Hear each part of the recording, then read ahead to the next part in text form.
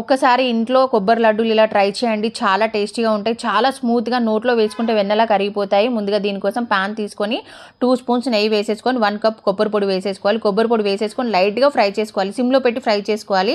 ఇలా ఫ్రై చేసుకున్న తర్వాత 1 గ్లాస్ పాలు వేసేసుకొని మొత్తం అంతా ఒకసారి కలిపేసుకోవాలి.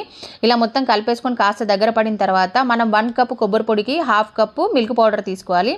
మిల్క్ పౌడర్ తీసేసుకొని మొత్తం అంతా కలిసిపోయేలా కలిపేసుకున్న తర్వాత 1/2 కప్పు షుగర్ వేసేసుకొని షుగర్ మెల్ట్ అయ్యేలాగా మొత్తం ఫ్రై చేసుకోవాలి. ఇలా కాస్త మెల్ట్ అయిన తర్వాత ఇలాచీ పౌడర్ వేసేసుకోవాలి. ఇలాచీ పౌడర్ వేసేసుకొని ఇది మొత్తం దగ్గర పడేలాగా ఫ్రై చేసుకోవాలి. ఇలా దగ్గర పడి గట్టిగా అయిన తర్వాత ఒక 10 మినిట్స్ చల్లారడానికి పక్కన పెట్టేసుకోవాలి. ఇది 10 మినిట్స్ తర్వాత చల్లారిపోయిందండి. చల్లారిన తర్వాత చిన్న చిన్న లడ్డూలు చేసుకోవాలి. ఏ సైజులో కావాలంటే మీకు ఆ సైజులో లడ్డూలు చేసేసుకోవచ్చు. ఇలా లడ్డూలు చేసుకున్న తర్వాత ఆ లడ్డూల్ని కొబ్బరి పొడిలో డిప్ చేసి తింటే చాలా టేస్టీగా ఉంటాయి. అంతే అండి, ఎంతో ఈజీగా సింపుల్గా అయిపోయి కొబ్బరి లడ్డూలు రెడీ అండి. మీరు తప్పకుండా ట్రై చేయండి. టేస్ట్ మాత్రం అదిరిపోతుంది.